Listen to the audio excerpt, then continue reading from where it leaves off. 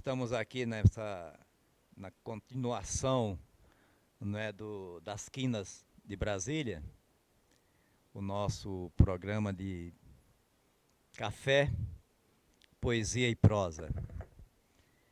Essa segunda edição, a gente começa agora já com alguma experiência de um programa, não é? E isso vale muito, não é não, Jorge? Já deixa a gente mais à vontade. Mas estamos aqui hoje, né, para fazer as quinas de Brasília. Aí a Noélia, antes da gente começar, aí disse assim, olha, a gente vamos falar das quinas. Por que quinas, né?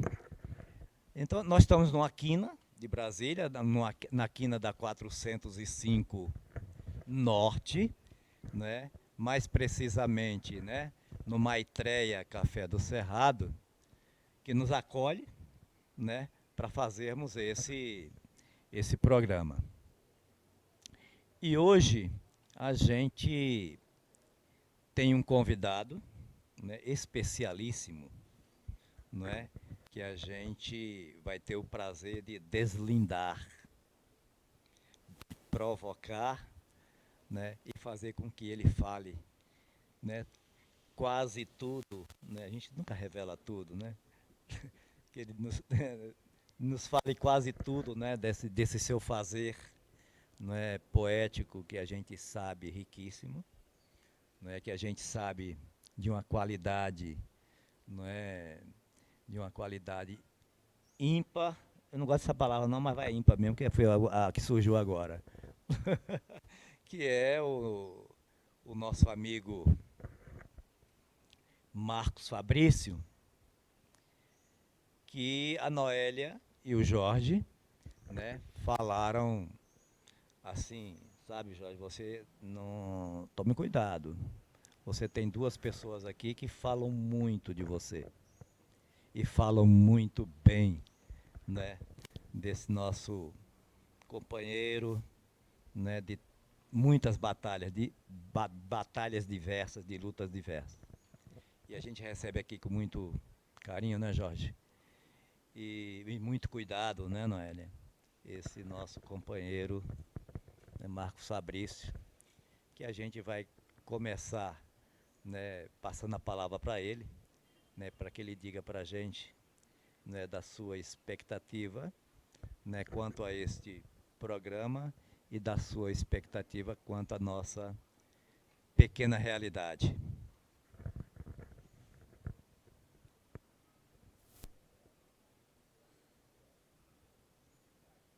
Quem vocês vão entrevistar? Quem vocês estão pensando que vão entrevistar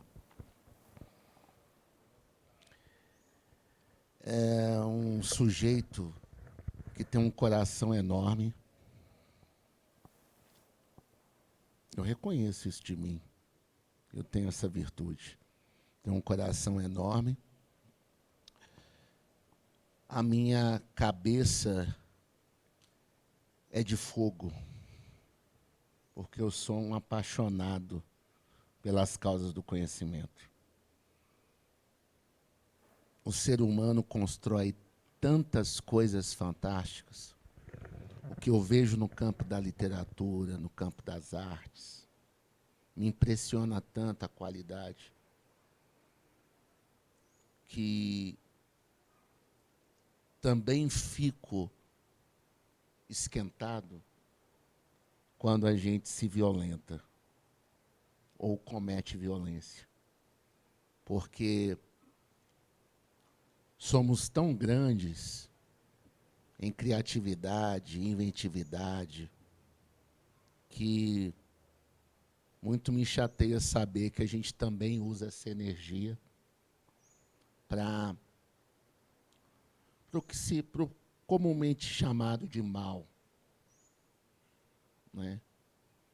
E para mim é muito bom saber que aonde a cultura coloca a mão, até a violência se dobra e se manda, porque entra em cena o espetáculo da sabedoria. E é muito bom saber que a gente consegue ser sábio, pelo menos naquele momento criativo que nos leva a fazer arte. E eu acho que quando a gente faz arte, a gente está revelando o melhor de nós. Inclusive, eu acho que quando a gente faz arte, a gente consegue ser melhor do que praticar bondade. Porque, às vezes, a gente pratica bondade com medo de ir para o inferno, ou coisa do gênero, né? Então, a gente consegue sair do espaço da moralidade, do certo e do errado. Isso dá conta do ser humano até determinadas páginas do direito. Mas a arte ela vai mais além, ela extrapola, porque a arte ela lida com a ética do desejo, com o nosso querer mais autêntico, né? Então, como poeta, eu procuro esse querer mais autêntico, né? E para mim é um prazer estar aqui. Quero muito agradecer a oportunidade de estar nessa mesa de bamba, como diz no samba, né? Só fera, pessoas notáveis, incríveis, né? E eu quero dizer que é muito bom ter a oportunidade de ser ouvido no meu coração quente e na minha cabeça quente. E eu estou aqui devidamente esquentado, porque frio eu não consigo, e morno nem pensar. Olha, eu, quando comecei a tentar conhecer Marcos Fabrício, eu ouvi e vi algumas entrevistas tuas, e aí vi algumas coisas sobre você e resolvi que não queria ver mais, porque o que eu tinha ouvido e visto era o suficiente, né, para que eu não soubesse muito sobre Marcos Fabrício e olhasse para ele, né, como uma pessoa comum, né? Porque sabedoria, e eu vejo assim, né, é você conquistar o simples.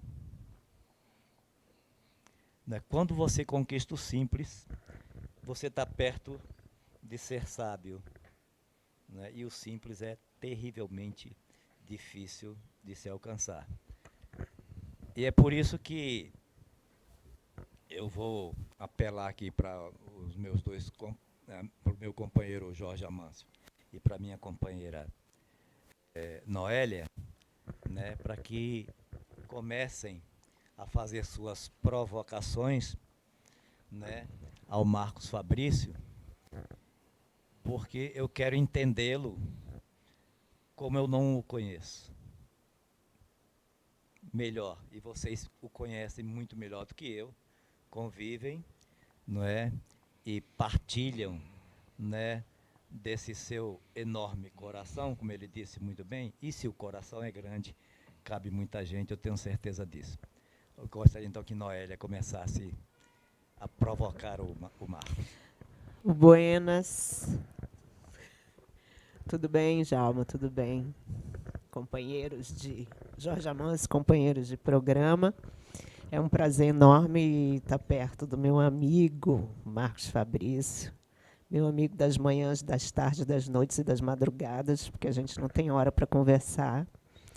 É um poeta maravilhoso.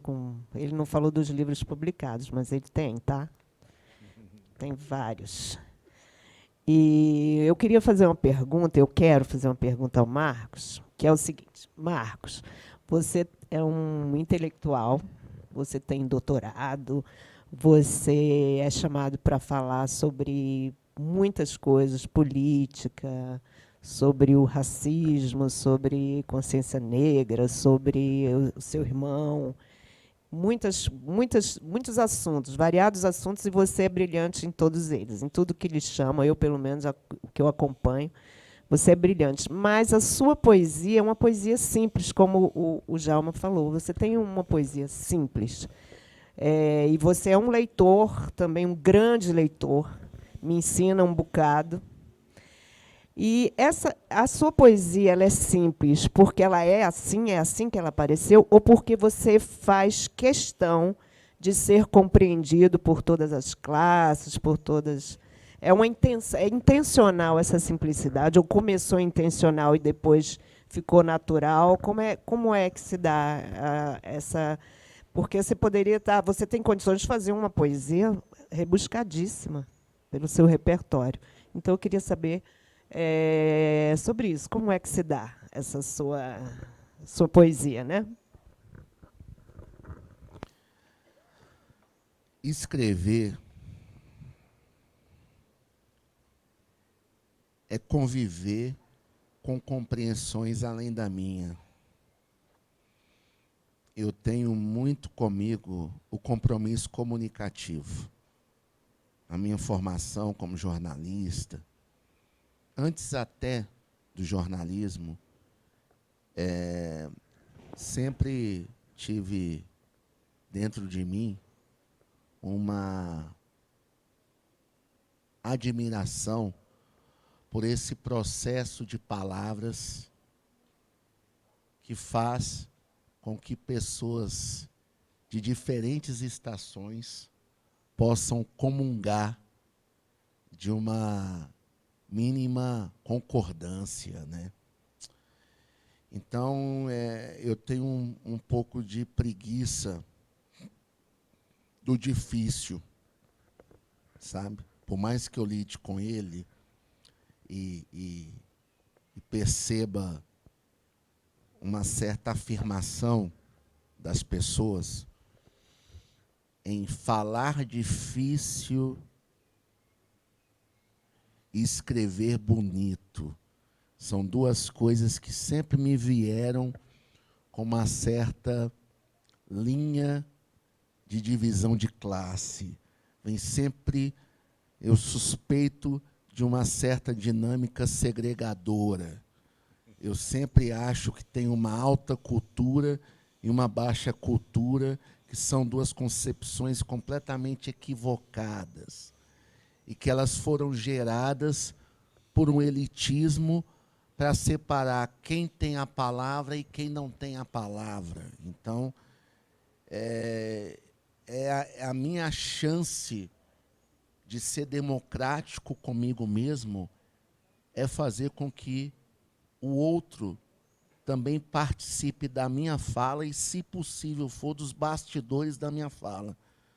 Porque eu estou falando com você aqui e eu estou extremamente nervoso, sem chão, mas eu estou fingindo ter asas. Eu estou aqui agora, né, tentando justamente apelar para o meu lado de ator, né, e, evidentemente, buscar via sedução a ideia de dizer assim, nossa, como é que vem esse movimento da poesia dentro de mim? Tento dialogar com a naturalidade, com a espontaneidade, né? E, por incrível que pareça, admiro muito a tese do fingimento do Pessoa, mas eu tenho uma ilusão de que eu estou sendo muito sincero quando eu escrevo. Sabe, é o meu maior exercício de sinceridade, sabe? É quando eu escrevo assim. Por isso que eu também tenho comigo um apelo confessional e biográfico muito forte no que coloco. Porque eu comecei escrevendo carta e diário. E eu tenho um maior orgulho desse começo, né?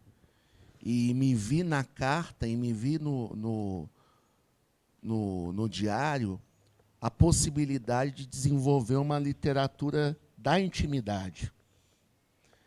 E uma literatura da intimidade que, o que acontece? Se eu desenvolvo a literatura da intimidade, eu não comunico intimidação. Porque a minha batalha com esse real punitivo, castrador, que corta a pulsão de vida das pessoas, autoritário, ditatorial, é poder responder isso com verdade. E o escudo das minhas ilusões para atingir essa verdade é com a poesia, é com a literatura. Então, eu tenho um compromisso com a verdade enquanto invenção, que é uma coisa que me ajuda muito, e pensar também a verdade como aquela realidade que normalmente está lá debaixo do tapete, está no miúdo, entendeu? Está nas entrelinhas, ou, assumidamente, me coloco também como um sujeito panfletário, de denúncia, dentro do engajamento, do ativismo, que eu não abro mão disso, do papel do intelectual, do papel do artista, ainda acredito no artista como uma bússola social, sabe? Eu não acho que o artista simplesmente veio aqui a passeio para desenvolver exercícios estéticos, para contribuir simplesmente para o melhor da língua. Para mim, se o melhor da língua não significar ponte, interação entre as pessoas, não me toca muito. Eu até leio, tem até técnica, mas não tem brilho. Para mim, literatura precisa ter brilho, sabe? E eu acho que a técnica ela é uma assessora do brilho, na minha concepção. Pelo menos na minha poesia funciona assim. E o que eu tento acompanhar como leitor é esse brilho e essa técnica. Conheço poetas que têm uma técnica muito apurada, um conhecimento da língua impressionante. Brilham e não brilham, sabe? O brilho, para mim, Noélia, era como se fosse o carisma, entende? Dentro de uma personalidade. Então, o carisma dentro de uma personalidade é a impressão digital da alma de cada um. E isso, para mim, é muito importante na hora da escrita. Eu acho que a escrita precisa, inclusive, transparecer dificuldades, sabe? Se eu tiver contido, eu prefiro nem ir para o procedimento, eu prefiro nem ir para a brincadeira, sabe? Se eu tiver contido. Eu quero um exercício de liberdade. Eu quero, de fato, brincar, eu quero, de fato, fantasiar, e eu quero também ter, como se diz, essa paixão pela consciência, pela subversão, pela rebeldia. Entendeu? Eu já sou muito comportado. Entendeu? Eu já tenho que levar a vida no sustento que eu não gosto, no capitalismo que eu não gosto, dinheiro que eu não gosto, propriedade privada que eu não gosto. Eu já tenho que viver uma série de situações que eu não gosto. Sinceramente falando, eu entro para a poesia para fazer amor com o mundo. Se eu conseguir fazer amor com o cotidiano, eu estou sendo poético. Para mim, realmente, e assumo aqui, inclusive, a propriedade terapêutica que a poesia tem na minha vida, até para me aguentar, até para suportar a normalidade, que, para mim, há pelo menos 20 anos, é um processo fracassado. A normalidade não realiza o ser humano. O que realiza o ser humano é a ousadia. O que realiza o ser humano é a aventura. O que realiza o ser humano é a capacidade dele de correr risco. Se ele corre do risco, o ser humano morre. E ele morre de uma morte que ele não quer morrer. Que é uma morte covarde, é uma morte apática. E isso ninguém merece. Ninguém merece ser apático. Ninguém precisa ser apático. Agora, você pode perceber que todas as pessoas que passaram por uma experiência poética repetem. Fica ali 10 anos, 20 anos, essa pausa. Eu não acredito, porque tem a postura poética, tem a leitura, tem a inquietação. Essa inquietação do poeta, mesmo que não venha para o livro, ela já é poesia. Diferente do Mallarmé, que dizia, poesia tem que sair da cabeça, tem que se realizar, no livro, para mim, a primeira realização é a postura poética. E dela vai sair os frutos. Livro, escrita, as relações afetivas, né? Os canais de maior compreensão com a existência. Porque, para mim, a poesia é esse canal de maior compreensão do mundo. Entendeu? E por isso que muito me alegra ler e escrever. Eu costumo dizer que a literatura me livrou da loucura de ser só eu mesmo. Sabe? É muito chato ser o bastante, é arrogante ser o bastante. Toda pessoa que se acha o bastante é uma besta quadrada. Sabe? É uma pessoa que enquadrou o mundo no que ele tem de mais versátil, que é girar em torno dele mesmo e girar em torno do outro. É rotação e translação. Sabe? Isso é muito bonito de perceber, que o maior movimento que a Terra faz é em torno do outro, que é o Sol. Essa alteridade solar a gente não pode perder de vista. E a literatura nos coloca muito conectado com essa energia. Pelo menos chega para mim dessa maneira. E eu agradeço muito a humanidade leitora e escritora, que melhorou e muito a minha humanidade. O que eu devo de humano para essas pessoas incríveis. Vocês aqui dessa roda, entendeu? Por exemplo. Poxa, eu fico muito feliz de não ser autossuficiente, não ter caído na armadilha da autossuficiência. Eu fico muito feliz, muito. E a literatura, ela tem, para mim, esse poder de me colocar em sintonia com o que os outros estão pensando da vida, sentindo da existência, sabe? Isso me mantém aquecido. É um grande agasalho. Para mim é um grande agasalho. A gente, ouvindo as respostas de Marcos Fabrício, a gente entende por que ele está aonde está, não é verdade? E a gente passa então para Jorge Amâncio, para que ele faça a sua provocação. Salve, Marcos. Salve, Jorge. Realmente é um prazer imenso, né? Começar assim, o Marcos Fabrício numa roda de bate-papo. Eu não só amo as suas poesias, como também as crônicas, né, que ele é um grande colaborador do jornal no dia a dia, as suas colunas políticas, que são muito, muito, muito profundas, né?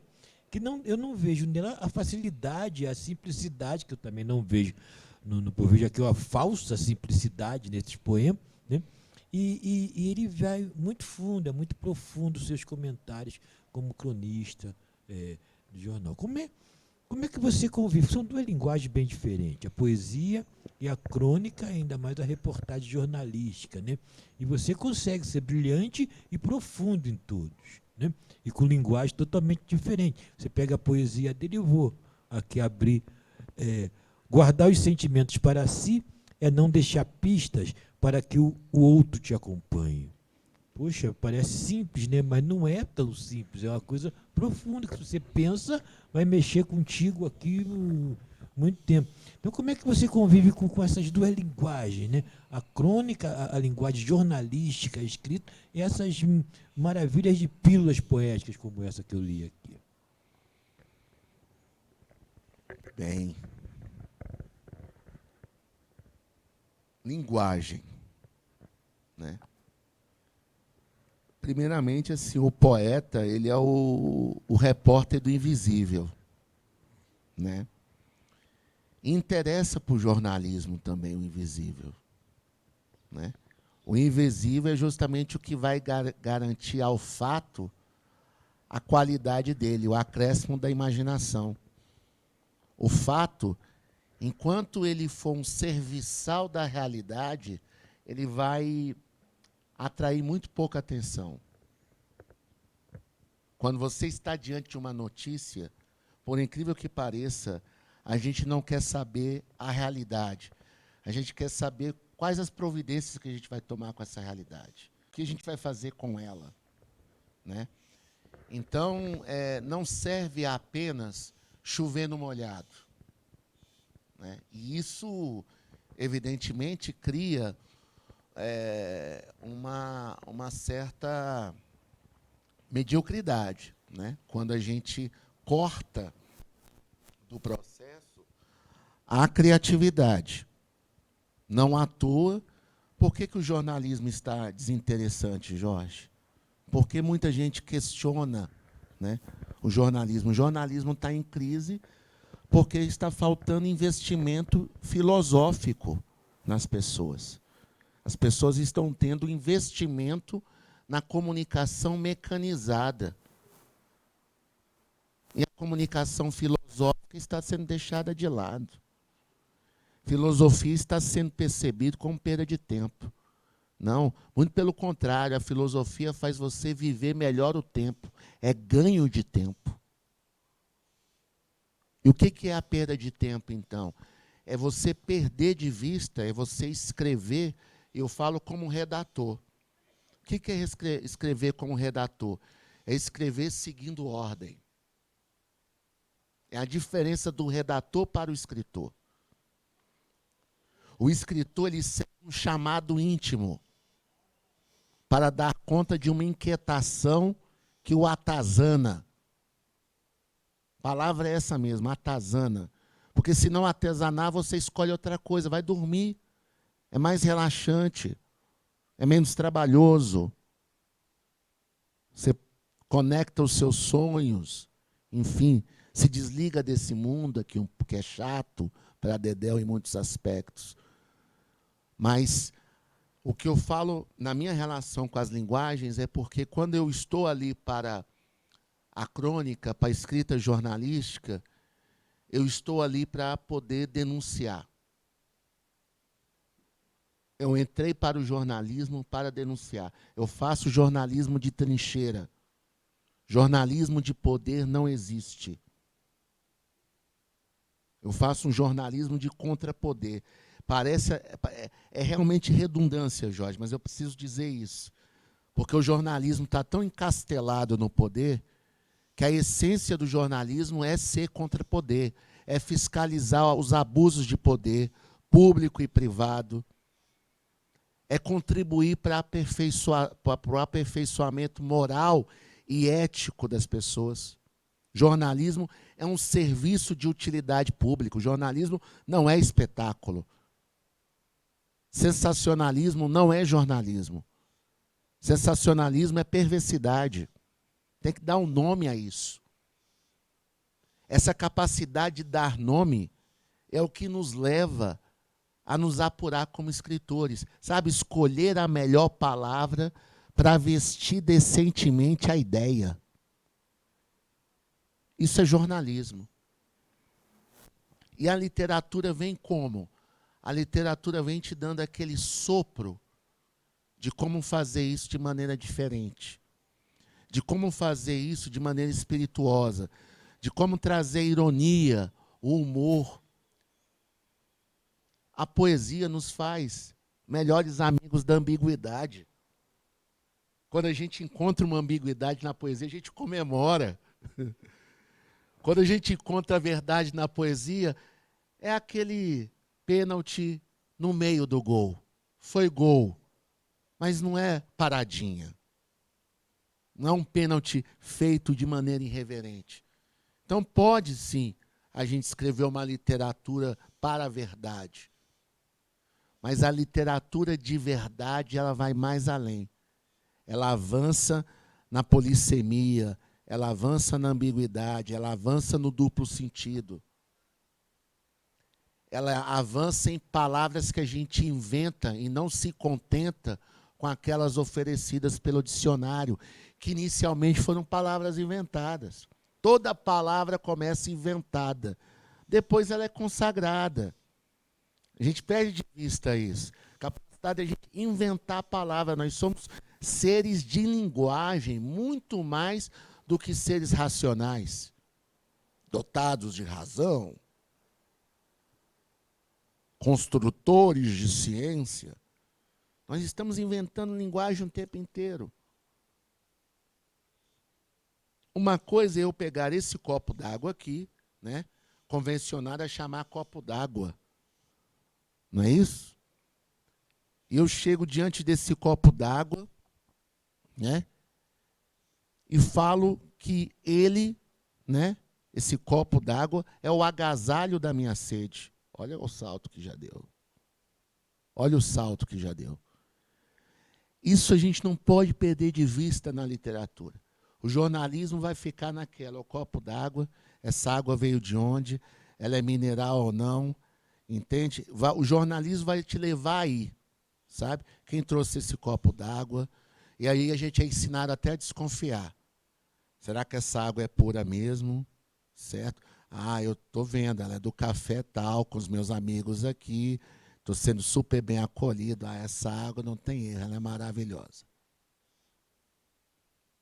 Essa é a cabeça do jornalismo. E aí ele vai. Agora, a cabeça do poeta é diante de aqui dizer, olha, é o agasalho da minha sede. E ele aí já está criando uma ideia comparada com outros elementos. O que tem a ver agasalho com copo? O jornalismo falaria assim, poxa, não está trivial essa associação. O poeta consegue. Consegue fazer uma relação entre copo e agasalho. E, por incrível que pareça, ainda por cima, construindo uma relação lógica. Que é uma coisa que fala muito que literatura não tem lógica. Que é isso? Como não tem? E eu falo que a literatura ela tem a lógica do arrepio. Porque diante da ideia, um copo d'água é o agasalho da minha sede, poxa, isso dá um impacto. E esse impacto, sabe, ele é muito importante para a gente que está escrevendo, para quem está lendo, e como é que a gente pode cada vez mais dar conta dessa linguagem. O jornalismo, Jorge, para concluir, porque a sua pergunta é deliciosa, o jornalismo, quando me sinto na necessidade de escrever jornalisticamente, é porque eu também tento trazer alguns elementos da boa e velha resenha, da boa e velha análise da notícia. Um acontecimento que não para só nele, mas as repercussões daquele acontecimento. Não só repercussões posteriores, mas repercussões anteriores. E quem nos ensina muito bem isso é a história. Opa, esse fato, de novo. O jornal vendendo como novidade, mas a gente um pouquinho mais lido falar, mas isso aqui tem cabelo lá atrás.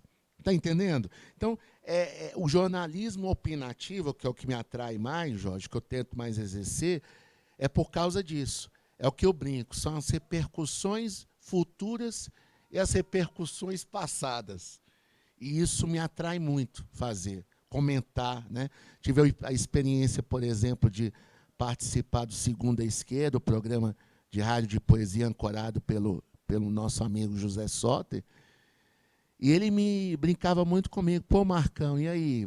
Vamos comentar em 2 minutos, vai desenvolver a questão da síntese, mas não perde a profundidade, traz alguma coisa para além do que o livro está ofertando, que eu acho que isso também é importante.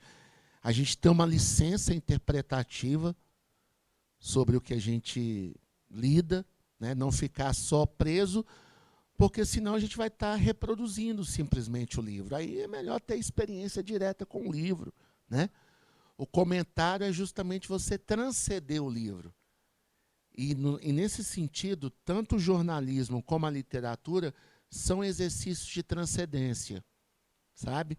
É uma materialidade que você percebe que ela é porosa, ela tem lacunas, ela tem espaço para você também participar do banquete textual e interferir na cena da palavra.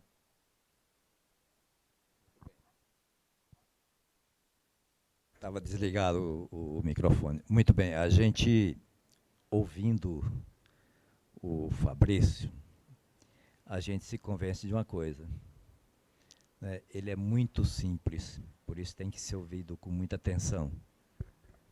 Mas as quinas de Brasília, café que vai nos ser servido daqui a pouco, não é?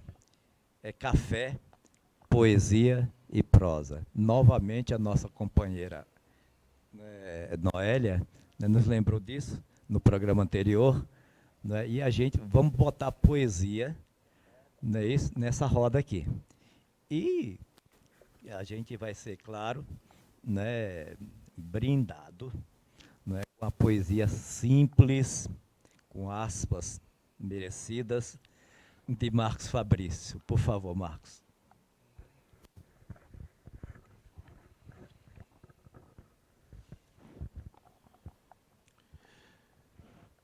Vivo de amores.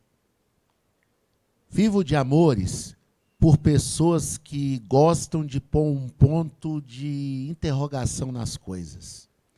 Sou mais fascinado por aquelas que fazem arte. Falam o que pensam e, por isso, sabem escutar o que não querem. Prefiro a luz acesa da dúvida ao apagar da certeza. O lugar mais estranho onde fiz amor, Brasília. O formoso céu contra a velha dor, Brasília. Monumental IP e seu esplendor, Brasília. O palácio e o palácio tocando terror, Brasília. Brasília é a que zomba e a que zumba. Lindo, lindo. A gente Gratidão, tem Chico. até plateia. Esse programa está ficando enjoado já na sua segunda edição. Deixa a gente. Eu vou continuar numa linha aqui, né, de lembrar dessas quinas de Brasília e provocar, né, o nosso companheiro Marcos. Esse fazer poético seu, não é? Ele está claro, não é? Ele reflete, claro, o lugar onde você está, o lugar onde você vive, não é? E aí é claro que você bebe em muitas fontes, mas a fonte principal, claro, é a nossa Brasília. Aí eu queria fazer essa provocação, para continuar nesse termo provocação, perguntar para o Marcos o que acontece no plano pilotado e nas asas estendidas da periferia candangada. O que acontece na sua visão poética?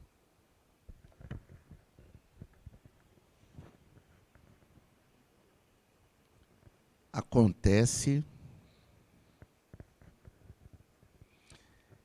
que é uma cidade de asas rebeldes e eixos disciplinares. Genial. Né? Aqui é o encontro da rebeldia com a disciplina. Brasília é um beijo na boca sem autorização da portaria. Brasília tem uma literatura tão subversiva que consegue falar da cidade sem ser diário oficial. Sabe? Brasília teve a sorte de não ter um Perovaz de caminha à nossa frente, dizendo como é que aqui funciona, a natureza, como é que se passa, sabe? Como o melhor caminho para ganhar dinheiro, sabe? Olha, aproveite do nosso Cerrado, aproveite do Lago Paranoá, sabe? Da literatura não veio isso. Da literatura não veio uma narrativa de exploração de Brasília. É isso que eu quero chamar a atenção. E eu gosto porque a literatura nossa ela é uma narrativa de contestação, ela é uma narrativa de admiração. E eu vejo mesmo na construção da literatura brasiliense um desafio para não ser ufanista, sabe? Quando a gente está falando de Brasília, a gente está falando desse potencial maravilhoso que a cidade tem, porque ela é um projeto comunista, cara, é um projeto socialista aqui, entendeu? Corroído por um país de tradição patrimonialista, clientelista, 400 anos de escravidão, ditadura militar, que suspende em pleno voo Brasília. Brasília surge em 60, o golpe 64. Quer dizer, isso causa um trauma que a gente está até hoje, né, tentando justamente o quê? Construir linguagens para nos ligar à utopia. Brasília é a capital da utopia. Eu não aceito, entendeu? Dizer que nós estamos resumidos aos nossos problemas. Eu aprendi que o que é real não é toda a realidade. Então eu não vou dar direito aos entusiastas da inércia de decretarem a morte da utopia brasiliense. E eu compreendo quando o nosso companheiro Nicolas Bé diz que Brasília é o maior feito do Brasil. Eu só diria, acompanhando o Nicolas Bé, que eu não tenho dúvida que seja o maior feito. Mas precisamos caminhar mais para o bem feito. O feito é ótimo. O bem feito é melhor ainda. E o bem feito é fazer com que a coletivização das benesses que a gente produz aqui possa chegar na mão de cada um com dignidade e possa proporcionar sustento material e espiritual a todas as pessoas.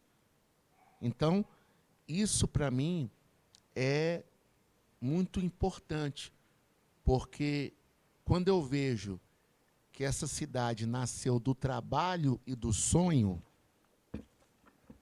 quando essa cidade nasceu do desejo e do suor, eu vejo essa mistura entre rebeldia e disciplina como algo muito significativo. Não à toa, nessa cidade se estuda muito, se trabalha muito, né? Então, são virtudes muito importantes para a nossa cidade. E é inevitável tocar nesse tema, mas é significativo que, quando a gente fala da Brasília capital, né, quando a gente entra no meandro de um espaço que foi concebido para sediar o poder brasileiro, a gente esquece que poder é potência. E a potência vem da base. A potência vem do povo.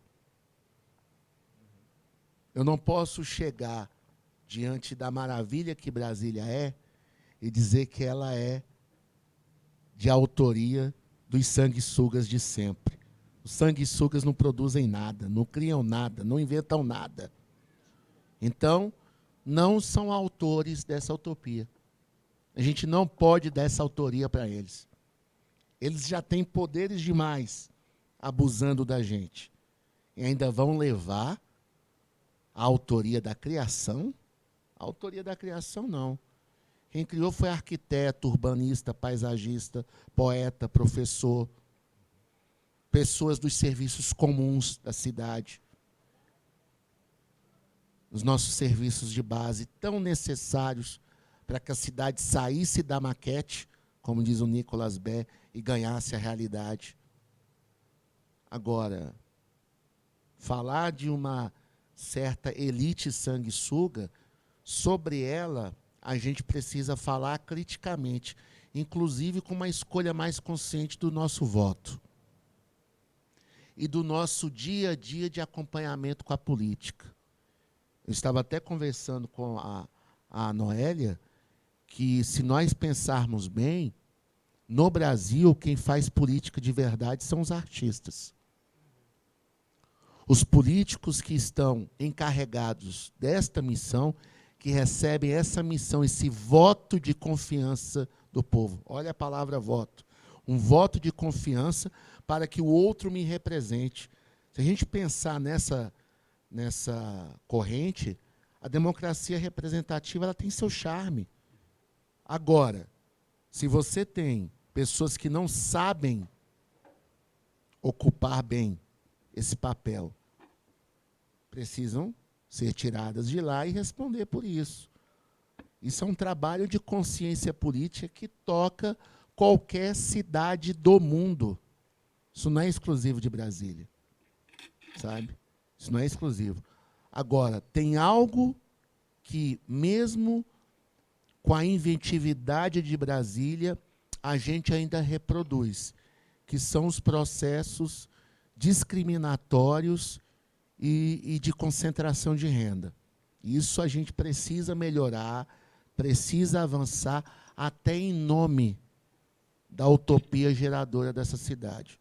Uma cidade que tem a UNB, uma cidade que tem, sabe, Darcy Ribeiro, Anísio Teixeira, Oscar Niemeyer, Bulemax, eu, você, Pompeu Jorge de Souza. Amâncio, sabe, Noélia Ribeiro, José Soter, sabe, tantos outros brasileiros, sabe, as pessoas que estão aqui participando, entendeu?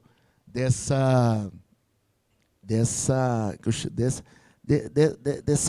capital do encontro. Aqui é um encontro, sabe? Eu fico muito feliz de saber que minha mãe, realizada no Maranhão, e ao mesmo tempo não realizada no Maranhão, parte para cá em 70. Meu pai, realizado em Minas Gerais e não realizado em Minas Gerais, parte para um outro lugar. E deste encontro eu nasci. Eu nasci da mistura que se envolveu.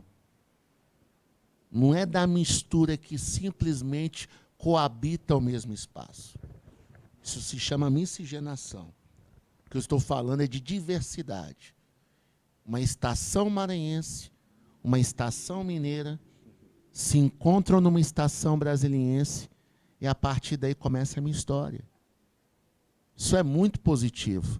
É muito positivo eu já ter a ideia do amor de duas pessoas com outras realidades de nascimento, né? Estão dispostas a construir uma vida de êxito, sabe? Com todas as hesitações do processo. Estão aí. Né? Isso é muito digno, isso é muito grandioso, sabe? É muito interessante, por exemplo, ver vocês aqui que contaram e continuam contando a história da cidade, e eu percebi que são meus companheiros e não meus colonizadores. Isso quebra totalmente uma tradição de brasilidade, que é o quê? O outro que me colonizou. E eu estou vindo para lutar contra. Eu chego aqui, não estou lutando contra.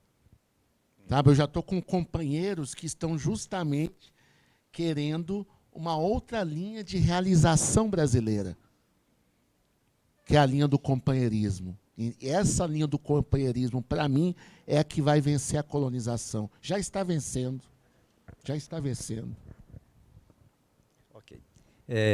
Nós ouvimos a poesia do Marcos Fabrício na leitura de Marcos Fabrício, e aí eu quero pedir, né, a Noélia, que é uma leitora excepcional, não é? É poeta, não é? Escritora, não é? E tem uma leitura de poesia que não é qualquer coisa.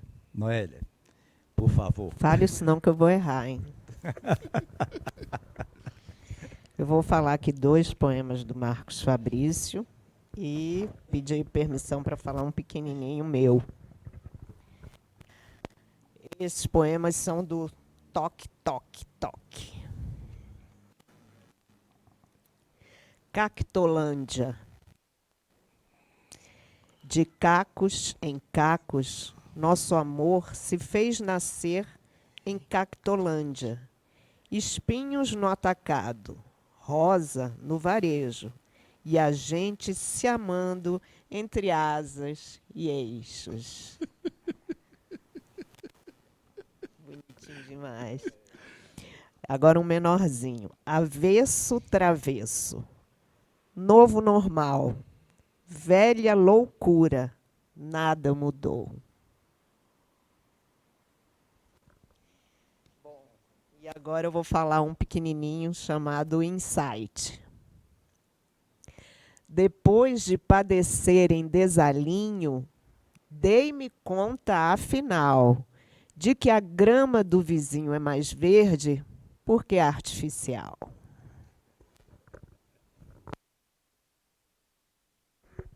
Para continuar rimando, genial.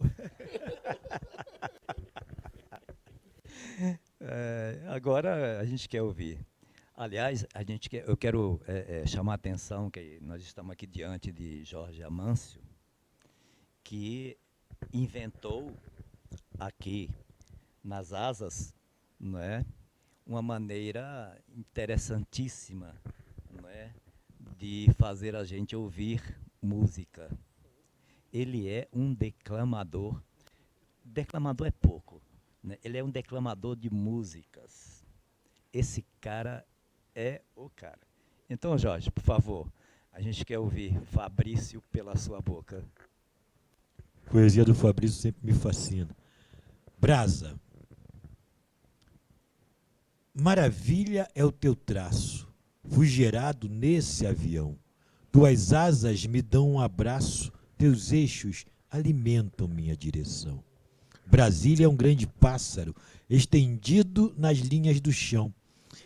É a terra dos meus laços, comigo carrego no coração. Não me iludem os teus palácios, tua fácil e prática solução. Me interessam os mistérios do lago, deslizar em teu céu em outra dimensão. Brasília tem um segredo que merece revelação. Teu plano não pilota desejos, teu mundo concreto vive de ilusão. Emendando outro na outra página, gosto de gente, ou gosto de gente. Gosto de gente que deseja ser mais do que pessoa, simplesmente. Gosto de gente que faz a unha da tristeza com o esmalte da alegria. Gosto de gente que acredita no amor de pés descalço e tira o chão de todo salto alto. Gosto de gente que tem senso de humor e descobre o tumor inexistente na falta de senso.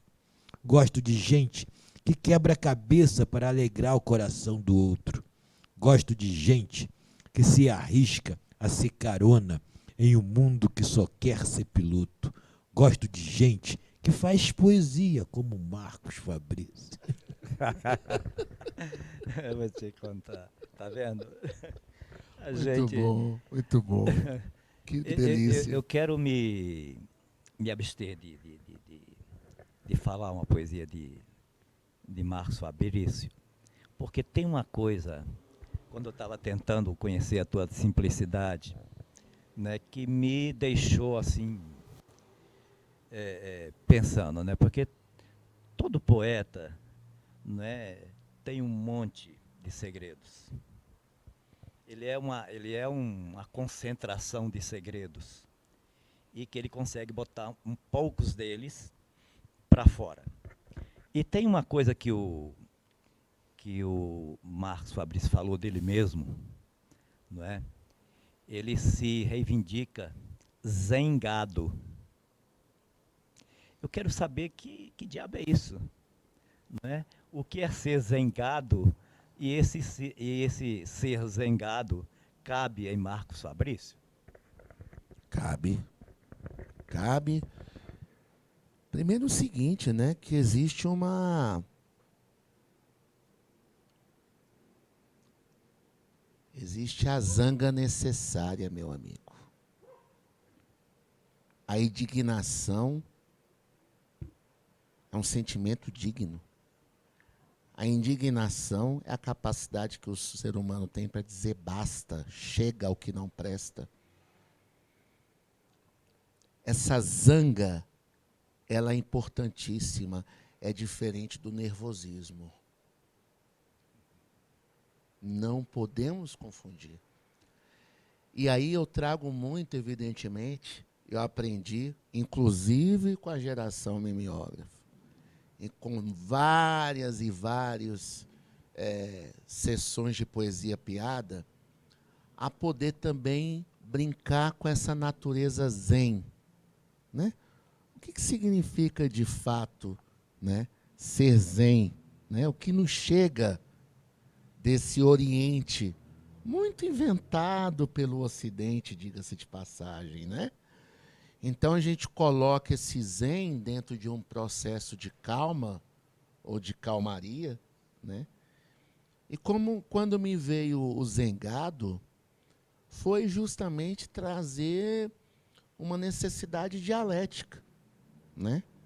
De que nós podemos estar tranquilos com a calma e com a zanga, né? A zanga, ela tem lugar no espaço, assim como a calma, né? E isso me coloca numa situação, você comentando sobre segredos, né? Foi uma oportunidade de não me cobrar tanto equilíbrio, sabe? Porque me favorece ter jogo de cintura. Porque o equilíbrio, ele policia os extremos.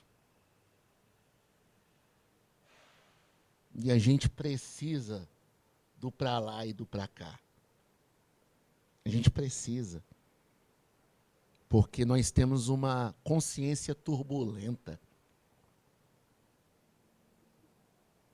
Essa consciência turbulenta é que provoca em nós os movimentos necessários para a gente poder avaliar melhor, né, a vida.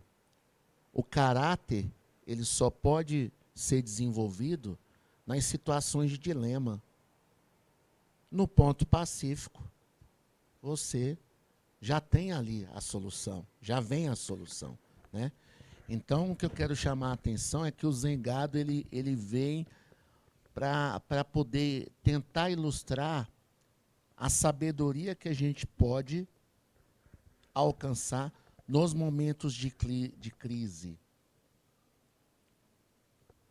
Problema não é problema.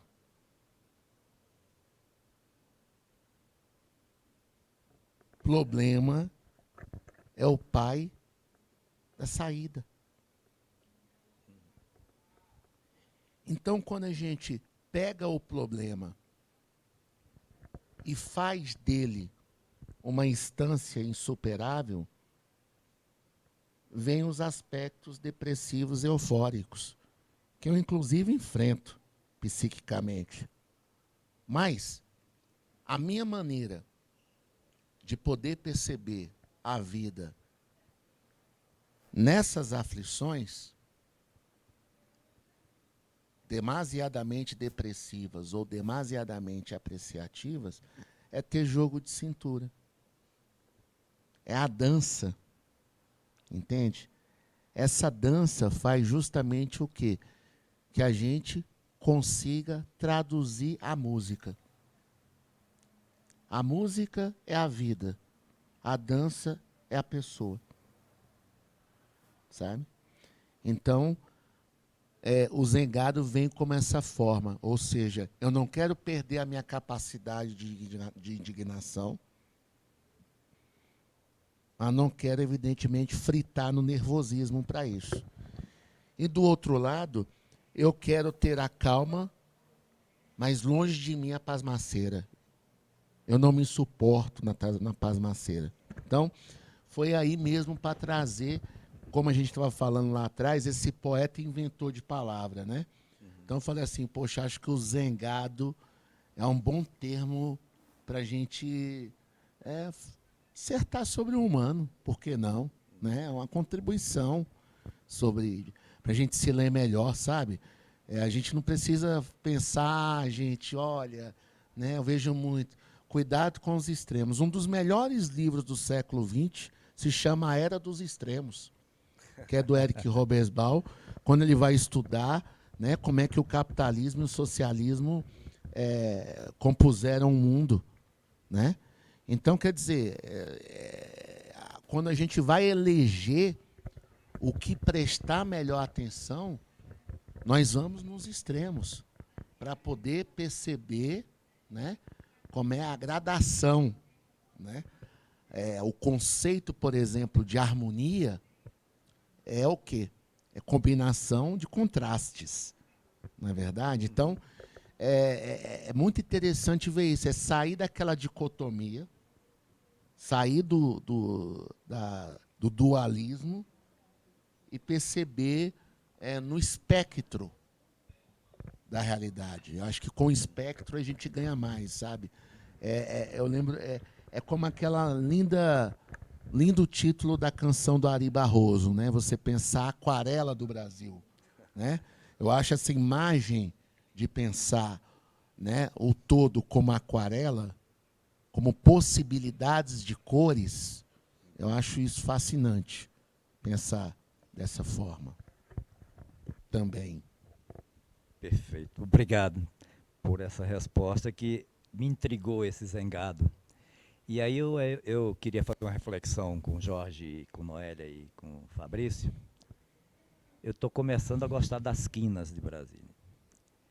Já me diziam, quando era pequeno, com o cuidado dos pais e das mães e dos mais velhos, que as quinas mais perigosas eram as quinas vivas. Elas podem te machucar, não é? E nós estamos aqui, né, fazendo com que as quinas vivas sejam um perigo, mas um perigo para aqueles que não gostam de ouvir as verdades das realidades de Brasília e das realidades de cada um e de cada qual.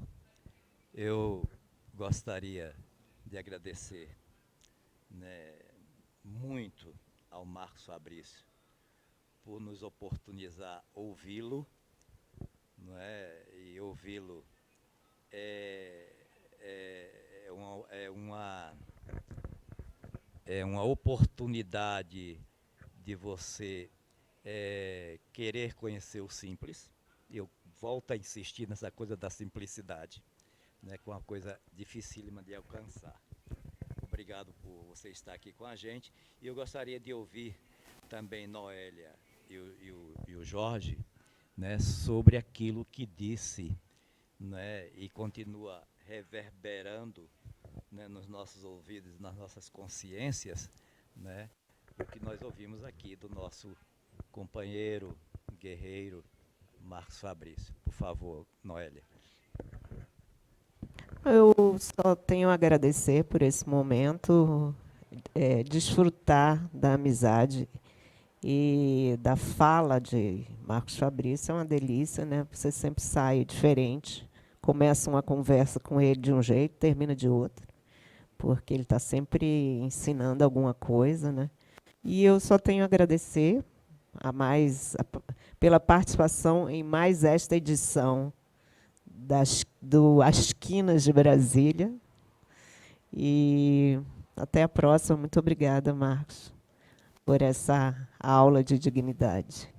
Cabeça linda. Eu também só tenho que agradecer. Maravilhosa essa partilha, né? Brasília, Exu monumental, Exu residencial, Asa Sou, Asa Sorte. Plano piloto de fogão, cidade em forma de pés no chão. O brasiliense tira leite de pedra, arquitetando afeto e imagina a ação. Acredito que seja talvez o grande representante da poesia brasiliense contemporânea, né? Estou dizendo do século XXI, porque você, para mim, é um cara que faz a diferença, traz a diferença, né? Não só poeticamente, como pessoa que eu conheço, tenho esse prazer. E como a Noélia falou, a gente escuta o Marco, alguma coisa diferente vai sair. Nós saímos hoje daqui garantidamente bem melhor do que há horas atrás. Muito obrigado. Obrigado a todos e mais eu queria dizer que as quinas de Brasília continuam vivas. No café Maitreya. No café Maitreya, né? Maitreya, o café do Cerrado, né? Diga-se de passagem, um café delicioso servido nessa... Olha, que coisa mais graçosa, quero levar para casa. Ok, viva. Grato pela oportunidade. Eu estou muito, mas muito feliz. Viva a poesia. Grato pela oportunidade. Eu estou muito feliz de estar aqui, sabe? É uma honra, gente. Programa lindo, sabe? E, por último, eu quero dizer para vocês o seguinte. Mário Quintana, em um certo poema, disse que a poesia salva um afogado. Vocês salvaram um afogado hoje. Muito obrigado. Muito obrigado. Muito obrigado. Muito obrigado. Nós queremos agradecer ao Maitreya Café do Cerrado e dizer que essa casa não é somente uma casa que traz as delícias do Cerrado, né, na sua proposta de culinária. Maitreya Café do Cerrado traz também poesia, prosa, conversa boa e cultura, não é? É importante que a gente diga isso para valorizar, né, esses espaços que são necessários, né, para quem faz cultura, para quem faz arte, né, em Brasília, nas quinas de Brasília inclusive.